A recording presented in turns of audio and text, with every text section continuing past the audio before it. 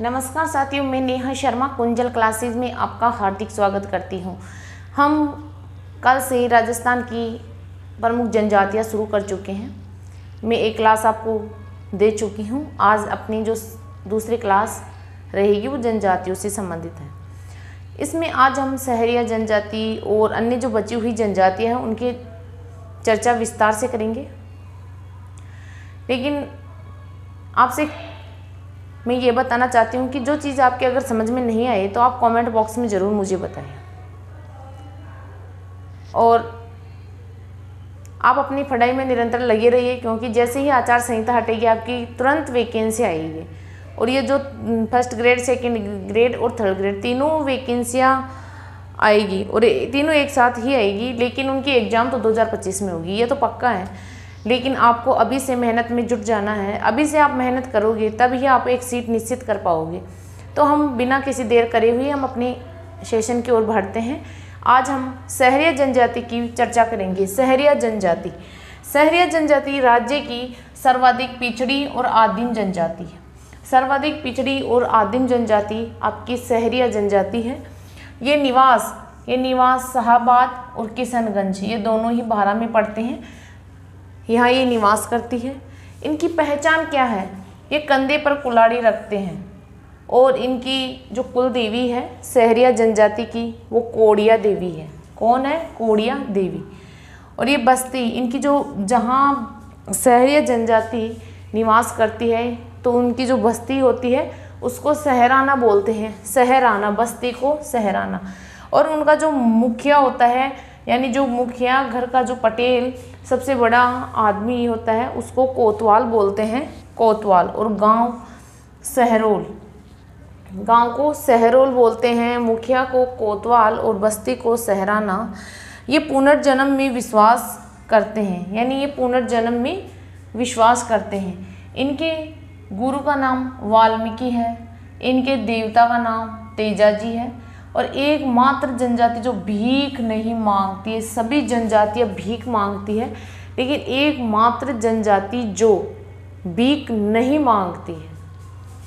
खाद्य ये ज्वार खाते हैं। और शहरियों का कुंभ सीताबाड़ी हाड़ौती भारा में है। इसको सहरिया जनजाति का कुंभ मानते हैं। और जो सहरिया जनजाति का कुंभ सीताबाड़ी को मानते हैं। इनकी जो संस्था है उसको मामोनी कहते हैं। संस्कार थारी नाम से जाने जाते हैं। और दिवाली पर ये हिंडा गायन करते हैं, यानी हिंडा गायन करते हैं दिवाली त्यौहार पर। ये चीज़ आपको अच्छे से समझ में आई होगी। आपको नोट्स बनाने हैं और याद करना है। ज़्यादा आपको रिसर्च नहीं करना इस पर। रिसर्च तो आप बाद में करना जब आपकी जॉब लग जाए, ठीक है। मैं आशा करती हूँ कि ये चीज़ आपको अच्छे से समझ में आ रही होगी। और अगर नहीं आ रही है और कोई समस्या हो तो आप कमेंट बॉक्स में मुझे ज़रूर बताएं।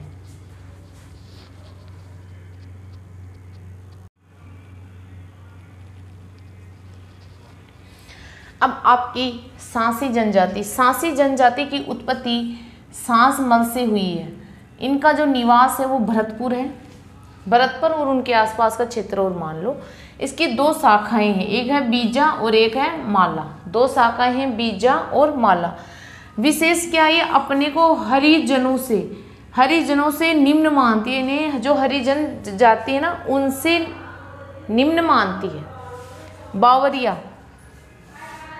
बावरिया सिक्कर में इनका निवास स्थान है। और ये जीण माता को अपना उपासक मानते हैं। जो बावरिया जनजाति है वो जीण माता को अपना उपासक मानते हैं। इनका कार्य क्या है? खेतों की रखवाली करना इनका कार्य होता है। और किसान लोग इनको बदले में अनाज देते हैं और ये खेतों की रखवाली करते हैं। कालू बावरिया, इन्होंने सरिस्का से बाघ गायब कराने में मुख्य भूमिका निभाई थी, कालू बावरिया ने। फिर आपकी डामोर जनजाति है, तो इनका जो निवास है वो सिमलवाड़ा डूंगरपुर है। इनका जो मुखिया होता है उसको मुखी कहते हैं।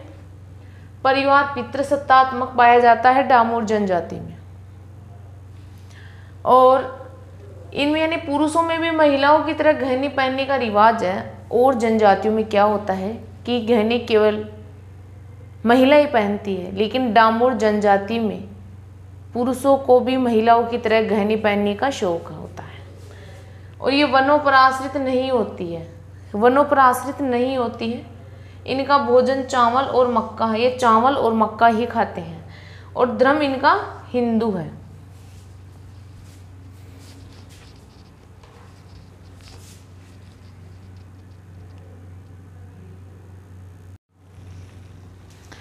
ये आपकी कथोड़ी जनजाति, ये आपके कोटड़ा, उदयपुर और भारा में निवास करती है।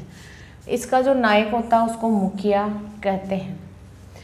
और जो इनके जो घर होते हैं वो पत्थरों और ईंटों से निर्मित नहीं होते हैं, जबकि घास और फूस से निर्मित होते हैं, जिन्हें खोलरा के नाम से जाना जाता है।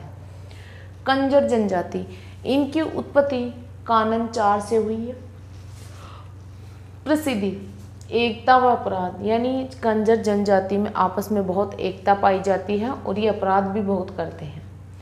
ये शराब की बूंद अपने मुंह में डालते हैं और ये भंगियों से अपने आप को श्रेष्ठ मानते हैं कि हम उनसे ऊपर है, यानी श्रेष्ठ है।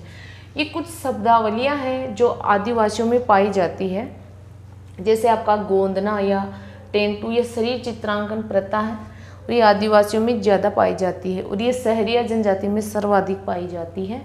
छकड़ा, ये आपकी लकड़ी की गाड़ी होती है।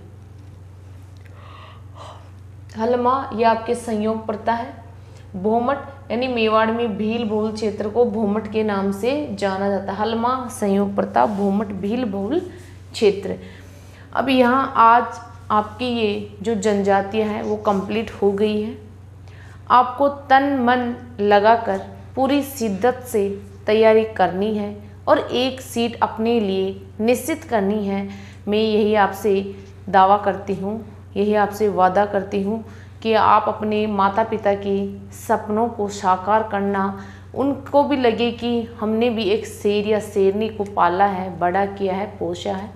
जिन्होंने हमारे सपनों को साकार किया है, आप अपने नहीं अपने माता पिता के सपने पूरे करो और उनके प्रयासों पे खरे उतरो।